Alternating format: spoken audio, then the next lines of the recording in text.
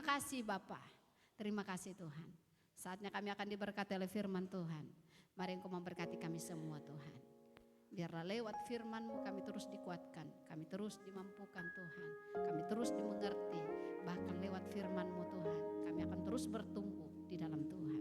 Terima kasih, dalam nama Yesus kami berdoa mengucap syukur, kami siap diberkati firman Tuhan. Haleluya, amin. Silakan duduk kembali. Mari siapkan hati kita.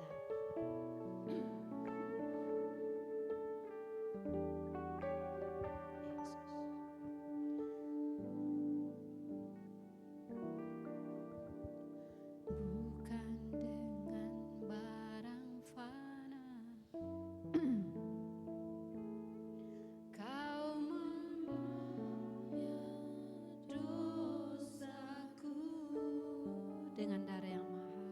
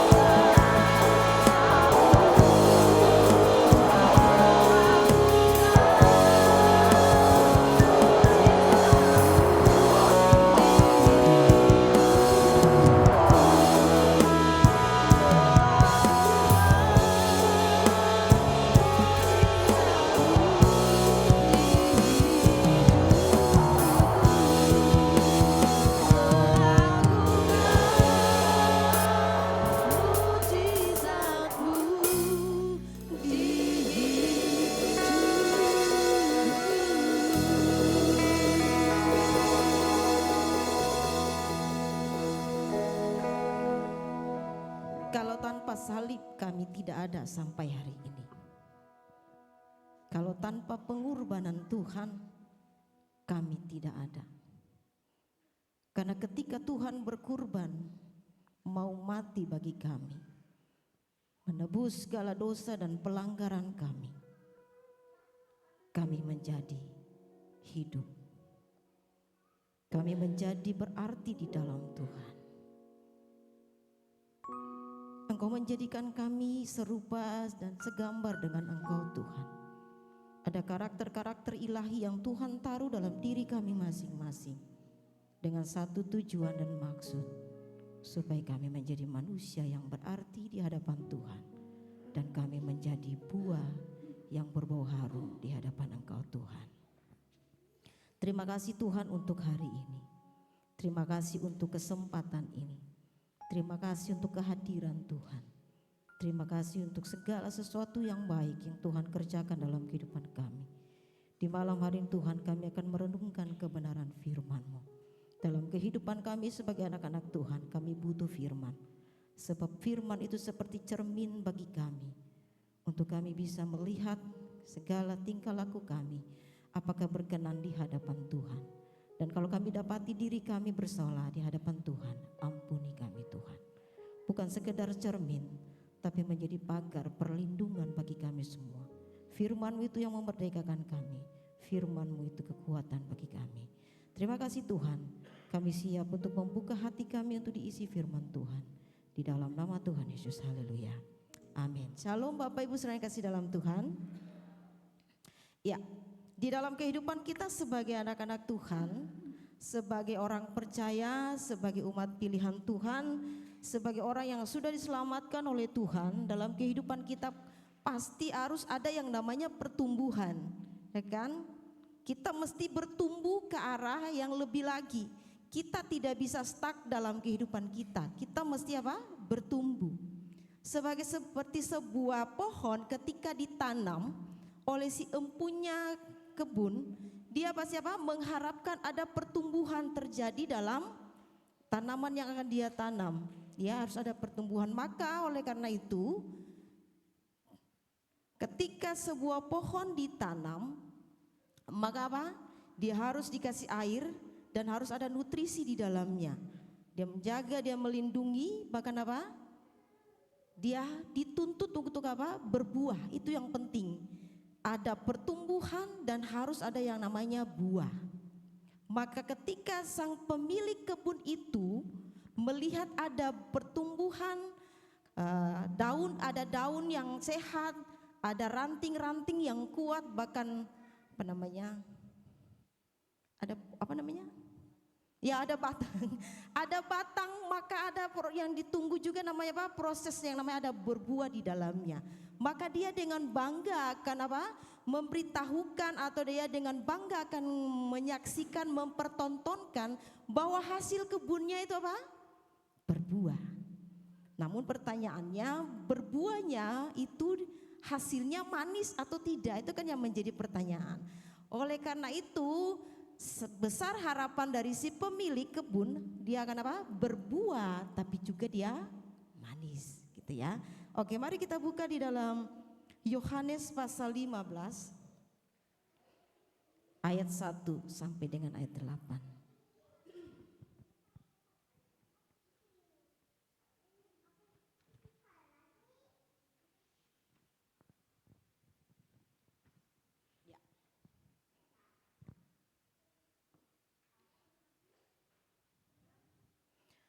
Lembaga Alkitab Indonesia memberikan tema judul Pokok Anggur yang Benar.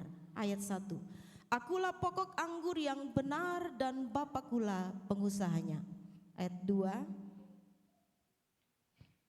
Setiap ranting padaku yang tidak berbuah dipotongnya, dan setiap ranting yang berbuah dibersihkannya, supaya ia lebih banyak berbuah. Kamu memang sudah bersih karena firman yang telah kukatakan kepadamu. Tinggallah di dalam aku dan aku di dalam kamu. Sama seperti ranting yang tidak dapat berbuah dari dirinya sendiri kalau ia tidak tinggal pada pokok anggur. Demikian juga kamu tidak berbuah jikalau kamu tidak tinggal di dalam aku. Akulah pokok anggur dan kamulah ranting-rantingnya. Barang siapa tinggal di dalam aku dan aku di dalam dia, ia berbuah banyak. Sebab di luar aku kamu tidak dapat berbuat apa-apa. Barang siapa tidak tinggal di dalam aku, ia dibuang keluar seperti ranting dan menjadi kering. Kemudian dikumpulkan orang dan dicampakkan ke dalam api lalu dibakar. Jikalau kamu tinggal di dalam aku dan firmanku tinggal di dalam kamu, mintalah apa saja yang kamu kehendaki dan kamu akan menerimanya. Dalam hal inilah Bapakku dipermuliakan, yaitu jika kamu berbuah banyak, dan dengan demikian kamu adalah murid-muridku. Ya, puji nama Tuhan. Dengan tegas Yesus memproklamirkan dirinya bahwa dia adalah apa? Pokok anggur yang benar. Ya. Menarik, dia bilang, akulah pokok anggur yang benar dan Bapakkulah pengusahanya. Kalau kita merujuk di dalam Yesaya 5 ayat 7, di situ kata pokok anggur itu ditujukan kepada siapa? Kepada orang Israel. Ya, coba minta tolong Yuka, Yesaya 5 ayat 7.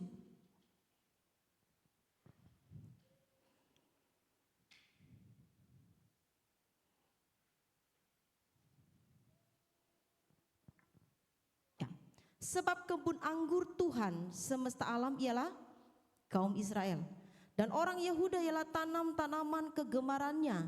Dinantinya keadilan tetapi hanya ada kelaliman, dinantinya kebenaran tetapi hanya ada keonaran. Kita lihat di sini, sebab kebun anggur Tuhan. Jadi sang pemilik kebun anggur siapa? Tuhan. Lalu dia bilang gini, sebab kebun anggur Tuhan semesta alam ialah kaum Israel dan orang Yehuda. Menarik, Tuhan bilang begini, semua orang Israel dan orang Yehuda adalah apa? Kebun anggur. Israel dan Yehuda. Kata Israel berarti apa? Semua orang Israel dan orang Yehuda itu ditujukan kepada siapa? Orang-orang yang melayani di bait Allah adalah apa? Kebun anggur. Pokok anggur, ya, pokok anggur. Tetapi kita lihat di sini dikatakan tanaman kegemarannya itu dinantikan apa? Keadilan. Tetapi apa di situ? Dia tidak menemukan, si pemilik kebun anggur yaitu Tuhan, Bapa tidak menemukan buah yang baik, tidak menemukan buah yang manis pada pokok anggurnya, tetapi apa? Kelaliman. Lalu apa? Ada keonaran. Pemilik kebun anggur, Bapa itu menantikan ada sebuah buah di sana, ada kebenaran yang dilakukan oleh umat Allah, Allah meminta kepada umat Allah supaya melakukan kebenaran, tetapi yang didapati kekecewaan. Kalau Tuhan bisa bilang begini, apa yang saya mau pertontonkan bagi orang-orang ketika didapati umat pilihannya, tetapi ketika didapatinya orang-orang yang melayani di pelataran Tuhan, toh melakukan hal yang jahat di mata Tuhan, tidak didapatinya. Waktu kita pergi pulang dari Bugem itu yang GOW itu, Tante Diana bilang gini, dia mau pergi di kebun. Saya sampai teringat, ya, orang yang punya kebun pasti akan apa? Dia tanam tanamannya, dia tanam pohonnya, pohon buah-buahannya, sayur-sayurnya, dengan harapan apa? Tidak ada yang mengganggu. Dengan harapan apa? Tanam-tanaman yang ditanam itu menghasilkan. Tetapi di sini Allah melihat apa? Ada sebuah kesedihan yang dialami oleh Tuhan. Kalau kita naik di ayat sebelumnya, coba yuk ke ayat 1 sampai dengan ayat 6 di Yesaya 5:7. Yesaya 5 tadi, naik di ayat pertama sampai ayat yang ke-6. Kita lihat di situ. Aku hendak menyanyikan nyanyian tentang kekasihku. Luar biasa, Tuhan bilang apa? Kita kekasihnya. Nyanyian kekasihku tentang apa? Kebun anggurnya. Kekasihku itu mempunyai kebun anggur di lereng bukit yang subur. Ia mencangkulnya dan membuang batu-batunya dan menanaminya dengan pokok anggur pilihan. Garis bawahi pokok anggur apa? Pilihan. Ia mendirikan sebuah menara jaga di tengah-tengahnya dan menggali lubang tempat memeras anggur. Lalu dinantinya supaya kebun itu apa? Menghasilkan anggur yang baik. Tetapi apa? Yang dihasilkan ialah apa? Anggur yang masam. Sedih. Kita sudah tanam, walaupun saya ini tidak tahu cara menanam pohon dan sebagainya, karena saya kurang suka menanam bunga di rumah ataupun di sekolah, saya tidak terlalu suka. Tetapi di sini saya bisa membayangkan hati Tuhan tuh ketika dia bilang begini, dia ambil buah anggur yang baik, pilihannya. Lalu dibilang ini, tetapi yang dihasilkannya ialah apa? Buah anggur yang asam. Sejatinya kalau kita tanam anggur, yang diharapkan apa? Anggur yang manis. Tetapi di sini kita lihat Alkitab dengan jelas memperlihatkan kepada kita buah anggur yang dihasilkan adalah anggur yang asam. Maka dia bilang begini, maka sekarang hai penduduk Yerusalem dan orang Yehuda, adililah antara aku dan kebun anggurku itu. Apakah lagi yang harus diperbuat untuk kebun anggurku itu? Apa belum kuperbuat kepadanya? Aku menanti supaya dihasilkannya buah anggur yang baik. Mengapa yang dihasilkannya hanya buah anggur yang asam? Ini kalau kita mau bayangkan seperti jeritan hati Tuhan. Mengapa yang dihasilkannya hanya buah anggur yang asam? Maka sekarang aku mau memberitahukan kepadamu apa yang hendak kulakukan kepada kebun anggur itu. Aku akan menebang pagar durinya sehingga kebun itu dimakan habis dan melanda temboknya, sehingga kebun itu diinjak-injak. Aku akan membuatnya ditumbuhi semak-semak, tidak dirantingi dan tidak disiangi, sehingga tumbuh putri malu dan rumput. Aku akan memerintahkan awan-awan supaya jangan diturunkannya hujan ke atasnya. Di sini kita lihat ada kegagalan terhadap pokok anggur. Ada kegagalan yang membuat Tuhan harus menghukum. Padahal dipanggil, dipilih ini menjadi umat pilihan Tuhan.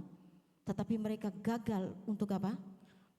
Melakukan kebenaran firman Tuhan. Puji Tuhannya di Yohanes 15 Tuhan bilang apa? Akulah pokok anggur yang benar dan Bapakulah pengusahanya.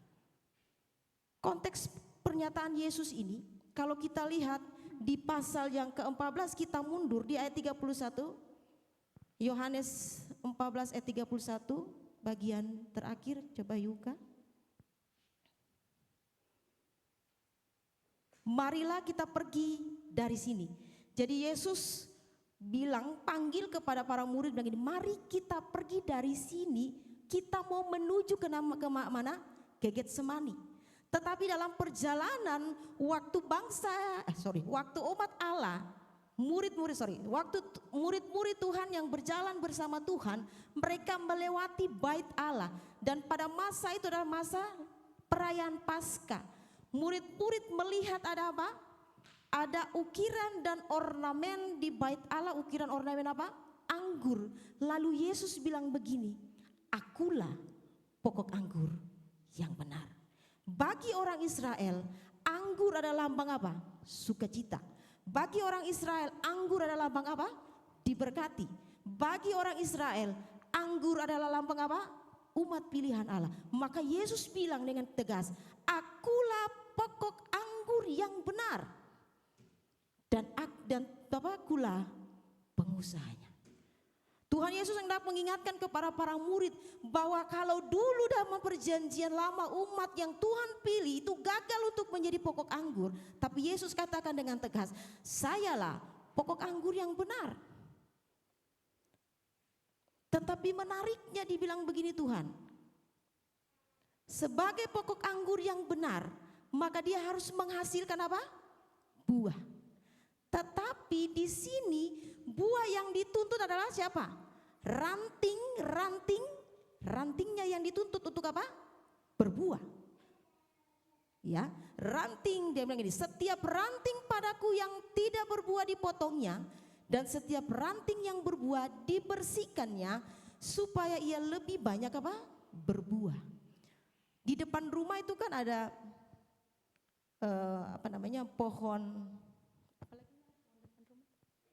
pohon lengkeng, pohon lengkeng sama pohon alpukat.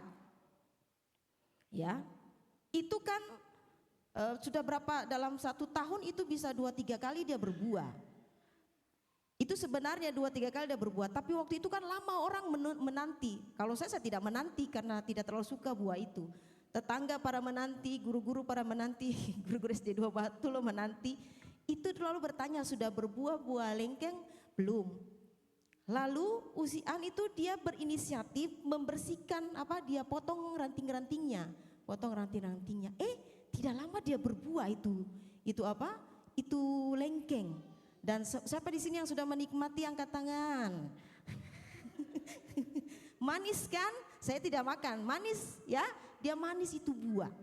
Nah, tapi yang di sampingnya pokok lengkeng ini, di depannya sini ada pohon alpukat.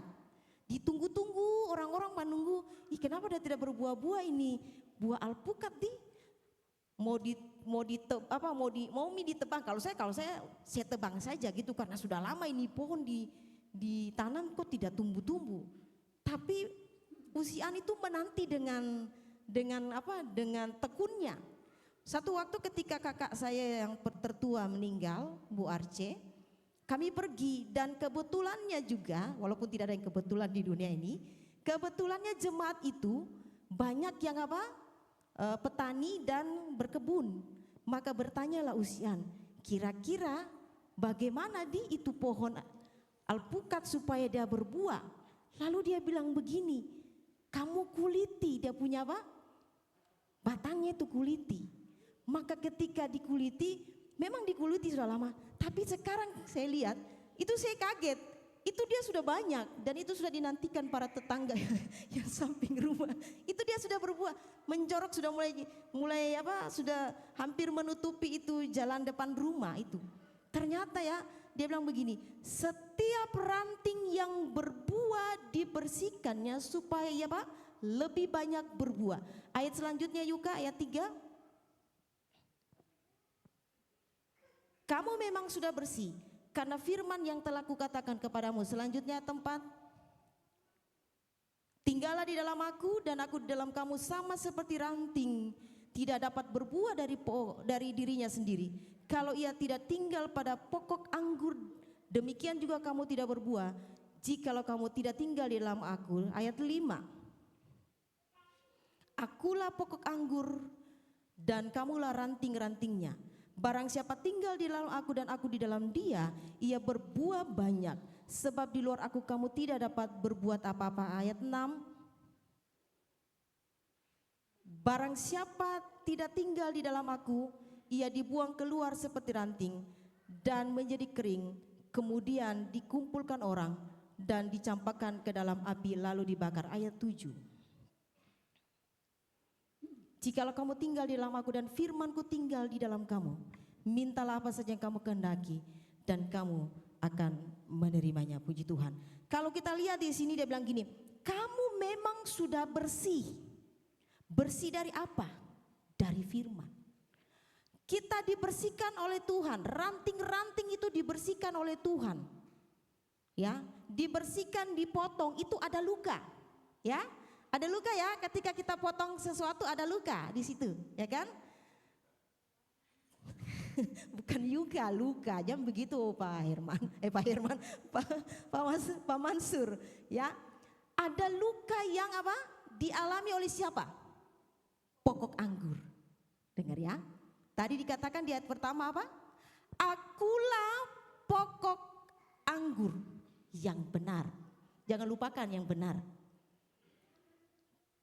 Dengar, kita dibersihkan oleh Tuhan dengan apa? Firman. Ketika kita dibersihkan oleh firman, maka menghasilkan buah, yaitu karakter apa? Karakter Kristiani dalam kehidupan kita. Galatia dengan tegas bilang apa? Ayat pasal 5, ada kasih situ. Walaupun ada 9 buah roh ya, 9 buah roh. Walaupun ini sebenarnya bukan Ada 9, sebenarnya hanya satu karena di situ singular ya. Singular itu kan dia tunggal, maksudnya hanya satu. Tetapi ada dimensi-dimensi di situ. Kasih itu dia melahirkan apa? Kesabaran, sukacita dan sebagainya dan sebagainya. Itu ya. Nah, dalam kehidupan kita sebagai orang percaya yang sudah dibersihkan Tuhan, kita harus memiliki buah roh dalam kehidupan kita. Kita harus mengasihi, kita harus sabar dan sebagainya. Yang artinya di dalam Efesus pasal 2 ayat 10 dia bilang gini, kita melakukan pekerjaan-pekerjaan baik yang Allah sudah tentukan dalam kehidupan kita. Yaitu apa? Dalam kehidupan kita harus memiliki kesaksian yang benar. Ya. Kita dibersihkan oleh firman, menghasilkan buah untuk melakukan, Efesus 2 pasal 5 pasal 10 katakan apa? Untuk melakukan pekerjaan-pekerjaan yang baik.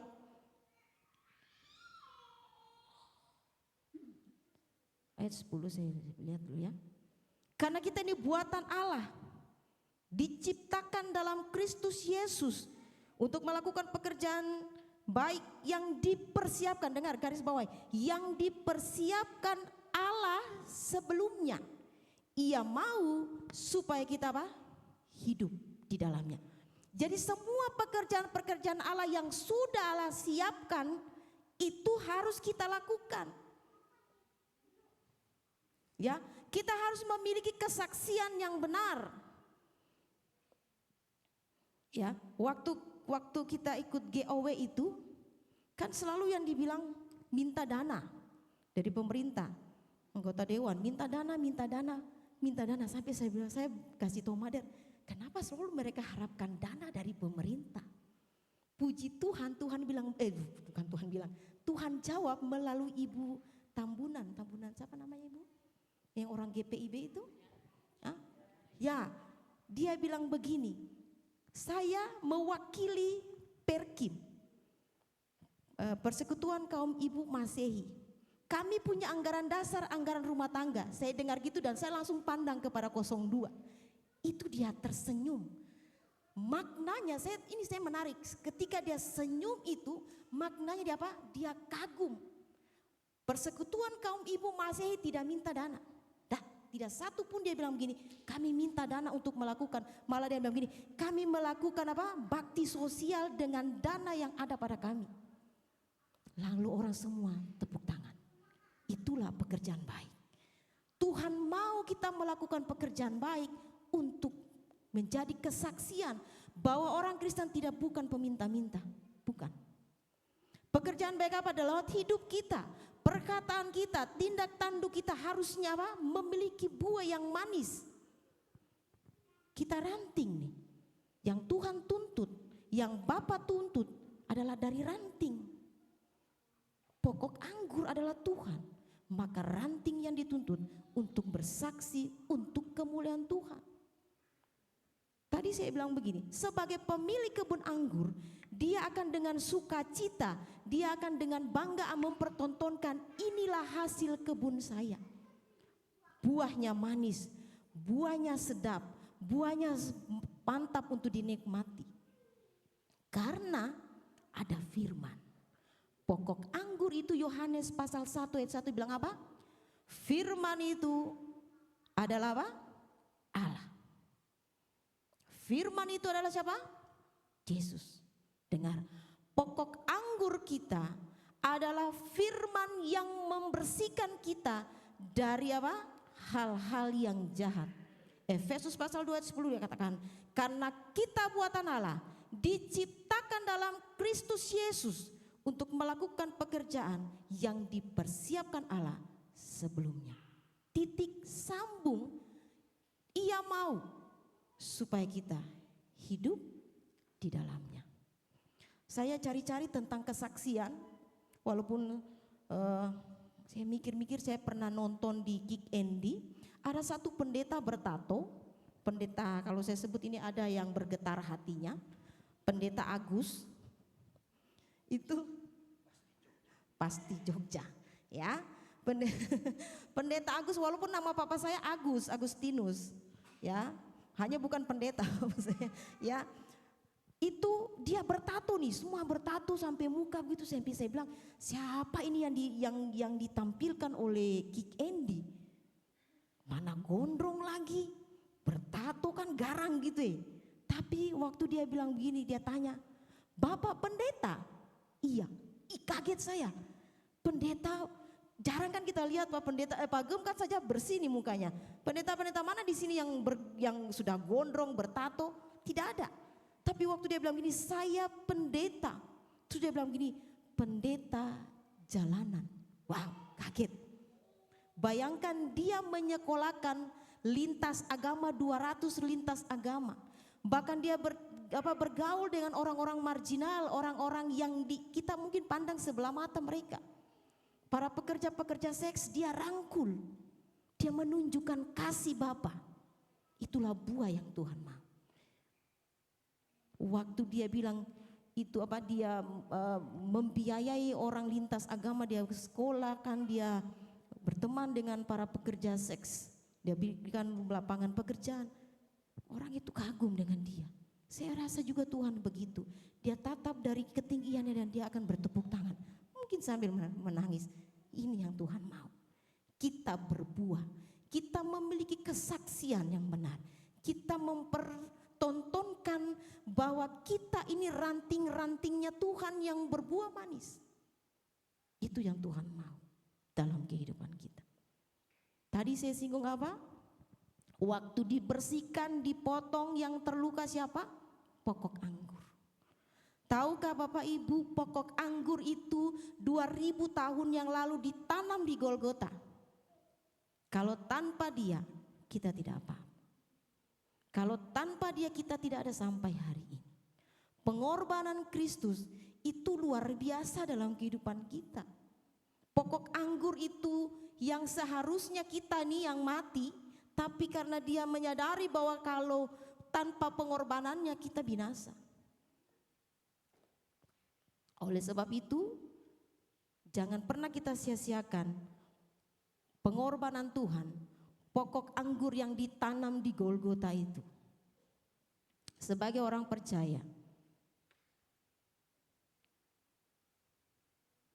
pengorbanan Kristus itu tidak bisa digantikan dengan kurban hewan dan sebagainya, tidak sebanding. Manusia mau dibayar dosanya dengan hewan, itu kan tidak selevel kalau kita bilang.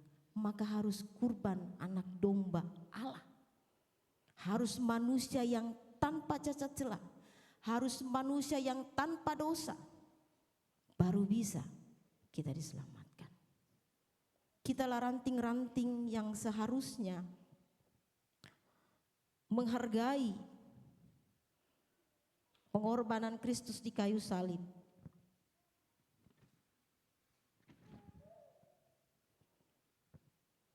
Dan akan menyedihkan bila ranting itu memilih untuk memisahkan diri dari pokok anggur. Dikatakan di situ bahwa apa? Ketika ranting itu memilih untuk memisahkan diri dari pokok anggur, ia akan apa? Menjadi kering. Tidak sampai situ, dia akan mati. Lalu apa? Dibakar.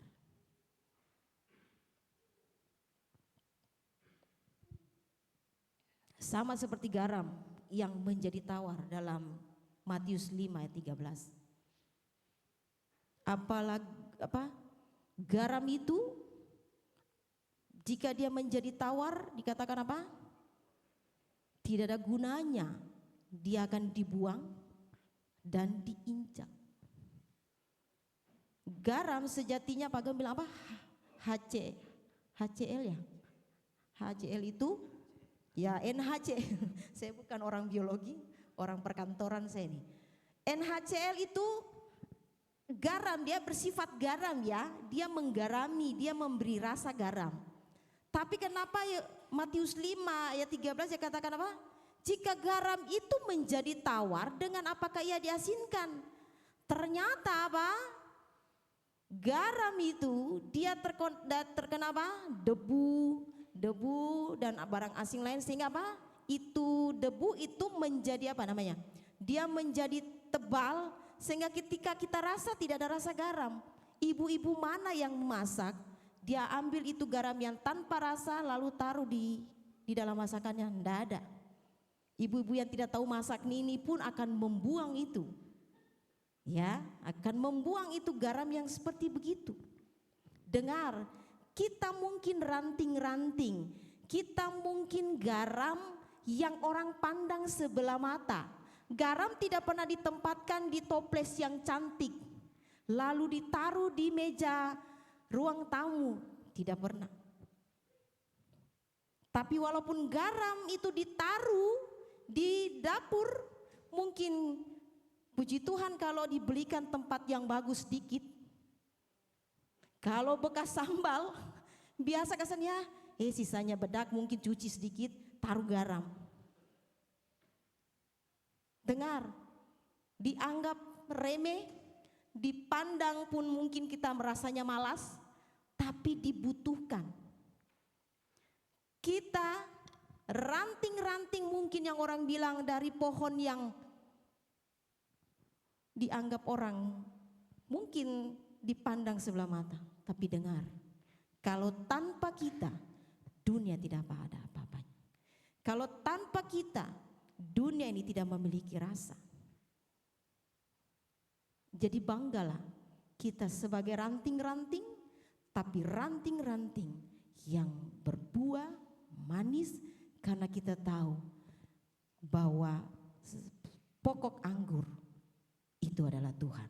Maka Bapak akan bilang begini, lihat pokok anggur yang benar ini mempertontonkan, menghasilkan ranting-ranting apa? Yang berbuah, yang menyukakan hatiku dan memuliakan aku. Jangan merasa risih, jangan merasa kita minoritas begini kita membawa rasa. Minoritas begini kita punya Tuhan yang hebat. Minoritas begini Tuhan mati di kayu salib 2000 tahun yang lalu. Tuhan mana yang berani? Tidak ada. Selain pokok anggur yang benar itu.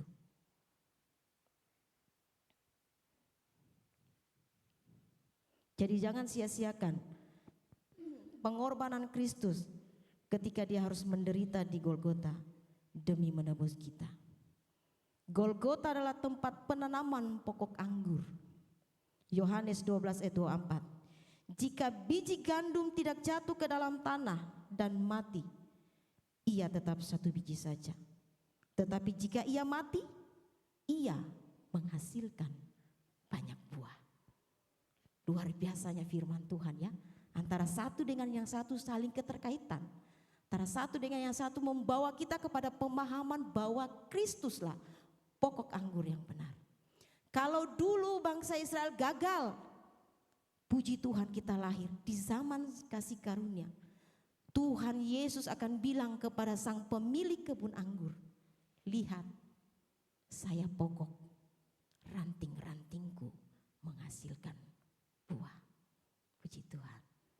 Firman Tuhan sampai di sini saja, singkat, tapi kita mesti garis bawahi. Jadilah ranting yang berbuah.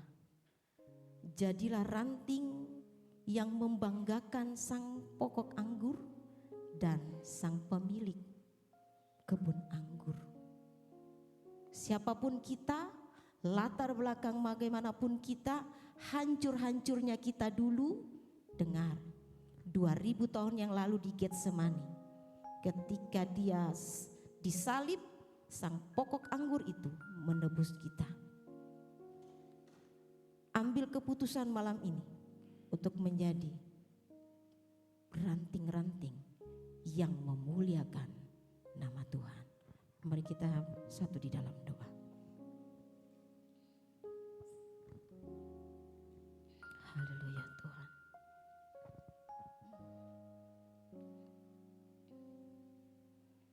Kami bersyukur kepadamu Tuhan. Engkaulah pokok anggur yang benar. Kamilah ranting-ranting Biarlah dalam kehidupan kami tahu dan kami sadar bahwa sang pokok anggur itu menuntut kami untuk berbuah.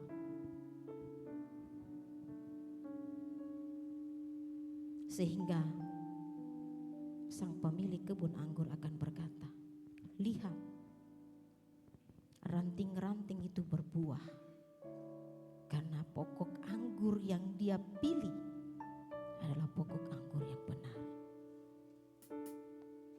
Biar kita memilih untuk menyukakan hati Bapa, untuk senantiasa melakukan firman Tuhan dalam kehidupan kita. Biar kita menghasilkan karakter-karakter ilahi dalam kehidupan kita. Karena yang Tuhan tuntut, kami mau menjadi seperti Engkau. Kita diciptakan menurut rupa dan gambar ilahi. Mampukan kami semua Tuhan untuk menjadi ranting-ranting yang membuat Tuhan bersuka cita. Kadang kami jatuh, kadang kami lalai, kadang kami harus menyerah, tetapi Tuhan mengingatkan kami. Kalau di Golgota saja Tuhan bisa kalahkan, apalagi kami. Tuhan akan panggil, tarik kami. Kau tidak akan pernah membuat kami terjatuh lalu kami tergeletak. Tapi tanganmu yang berlubang paku itu akan menarik kami. Ingatkan kami terus supaya kami tidak menyia-nyiakan pengorbanan Tuhan di Kalvari. Salib mungkin bagi orang lain adalah lambang kutukan. Tapi kami pahami bahwa kutukan itu sebenarnya untuk kami. Tapi Tuhan ambil alih. Karena Tuhan mau lihat, pokok anggur itu mau lihat kami berbuah. Dan itu akan menyukakan hati Bapa. Terima kasih Tuhan, terima kasih Bapa. Terima kasih untuk kebenaran firman-Mu di malam hari ini.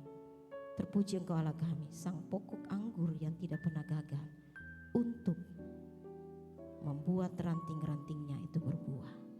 Terima kasih Tuhan, di dalam nama-Mu kami berdoa. Haleluya. Amin.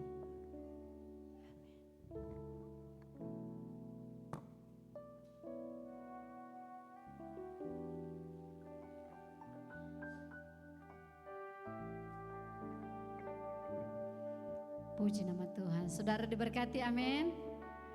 Berapa banyak orang-orang yang diberkati malam hari? Boleh lambaikan tangan kita. Haleluya. Puji nama Tuhan. Saatnya kita akan masuk dalam doa. Malam hari ini kita akan bagi dua kelompok. Kelompok pria dan kelompok wanita. Kelompok pria akan berdoa khusus untuk Indonesia dan kota Bau-Bau.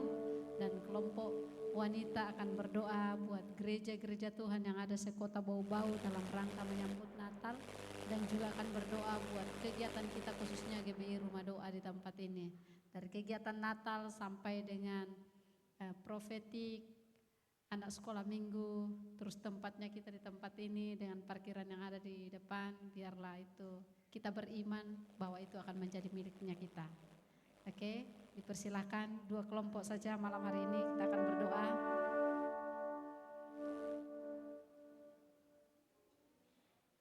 Merapat, merapat, merapat.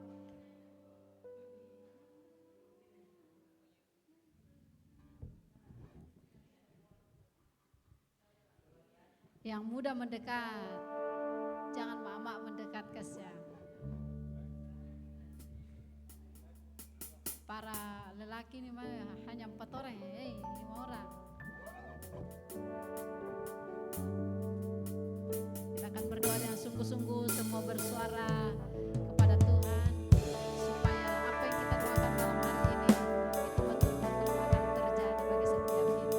Haleluya.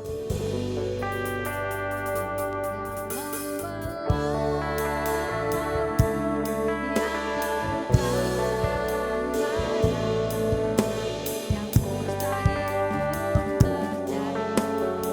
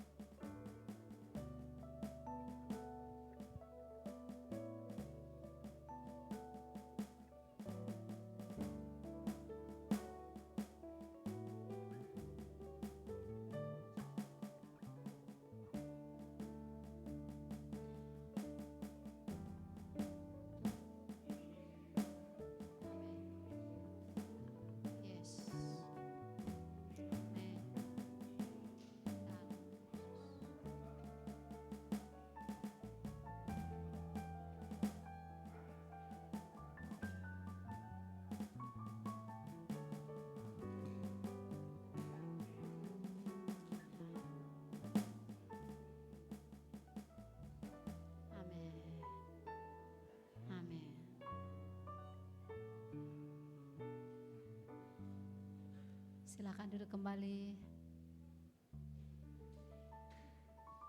Terima kasih atas doa Bapak Ibu Saudaraku. Kita percaya apa yang kita doakan malam hari ini itu akan terjadi di alam roh. Haleluya, amin. Saatnya kita akan mendengarkan persembahan dulu nih. Kita akan memberikan korban syukur kita bagi Tuhan. Sambil persembahan dijalankan, kita akan mendengarkan pengumuman dari Pak Gembala.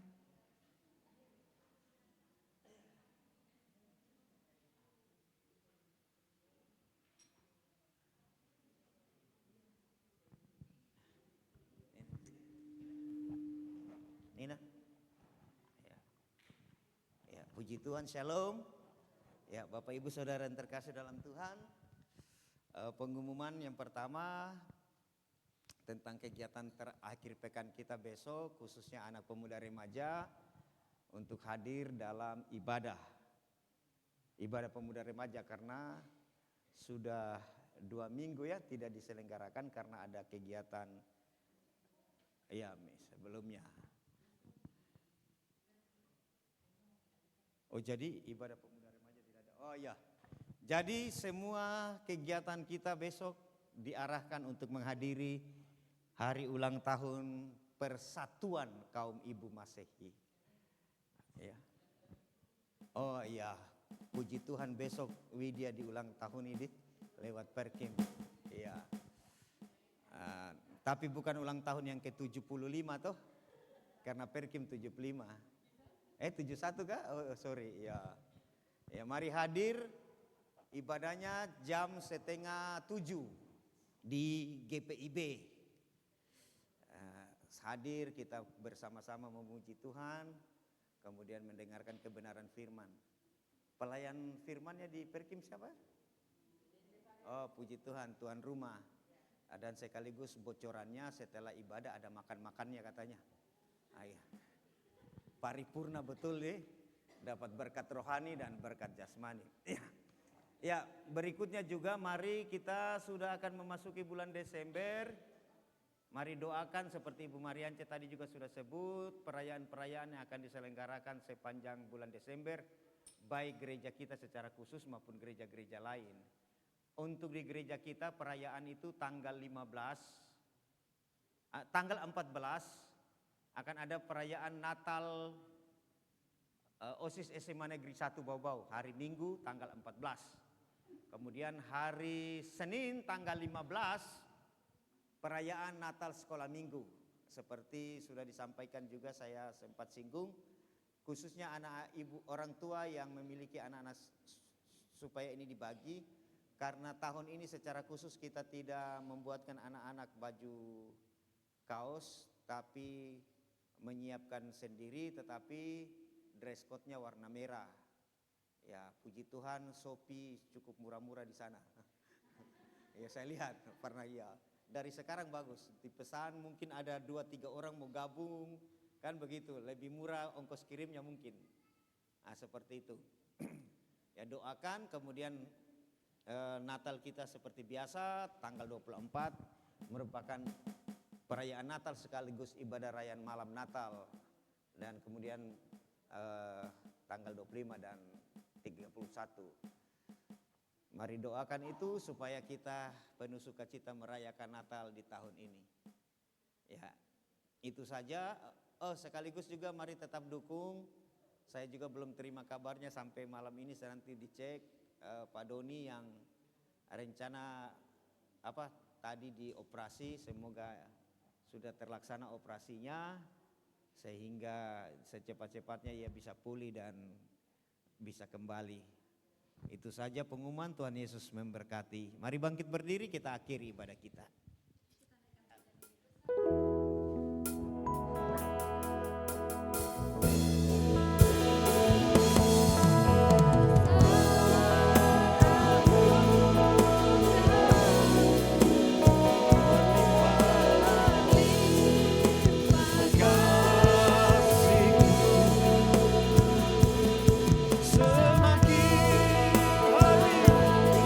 Semakin bertambah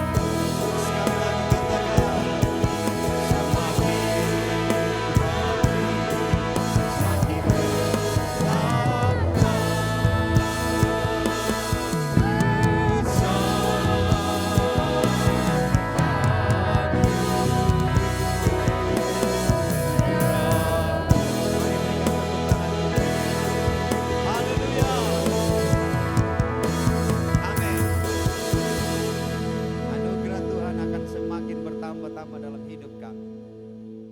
Malam hari ini kami telah bersekutu puji dan memuliakan Tuhan, mendengarkan sabda-Mu. Sesungguhnya setiap daripada kami ditakdirkan untuk melakukan perbuatan baik yang direncanakan, disediakan oleh Allah. Berbuah untuk hormat kemuliaan nama Tuhan. Namun hal itu akan bisa terjadi manakala kami tetap tinggal di dalam pokok anggur itu. Kami terkonek dengan Tuhan dan menyerahkan diri untuk dibersihkan supaya semakin bertambah-tambah berbuah untuk hormat kemuliaan nama Tuhan. Terima kasih, kami percaya karena kasih karunia-Mu semata-mata, pujian penyembahan dan doa-doa syafaat kami berkenan di hadapan. Sekarang kami akan mengakhiri ibadah kami. Tuhan, berkatilah kami semua lewat penumpangan tangan hamba-Mu ini. Karena itu mari angkatlah kedua tangan-Mu, dengan iman kita bersama-sama arahkan hati dan pikiran kita kepada Tuhan dan terimalah berkat. Kasih karunia damai dan sejahtera yang bersumber dari Allah, Sang Bapa, Putra dan Roh Kudus. Kasih karunia damai sejahteranya dicurahkan atas-Mu, atas kita semua. Dengan kasih karunia itu dimampukannya kita untuk berbuah semakin bertambah-tambah demi kemuliaan Tuhan dan tiada kehilangan upah pahala bagi setiap kita yang mengerjakan maksud kehendak Tuhan dalam hidup ini. Sekarang bahkan sampai selama-lamanya. Diberkatilah engkau, diberkatilah kita semua di dalam nama Yesus Kristus Tuhan. Dan setiap kita yang diberkati, mari bersama-sama katakan amin. Tuhan Yesus memberkati. Kita akan berdoa mengucap syukur untuk snack yang kita akan nikmati. Ya, nanti Kinan yang berdoa. Terus, ya mari Bapak Ibu sebelum kita menikmati berkat Tuhan, kita bersatu dalam doa. Tuhan Yesus, terima kasih kami sudah beribadah, itu semua karena kebaikan Tuhan. Tiba saatnya kami mau bersama-sama untuk menikmati berkat-Mu. Berkati Tuhan, biarlah Engkau kuduskan, sucikan supaya dapat menjadi kekuatan bagi kami. Berkati juga tangan-tangan yang sudah memberkati. Terima kasih Tuhan, kami siap menyambut berkat-Mu. Dalam nama Tuhan Yesus, nama yang berkuasa, haleluya, amin.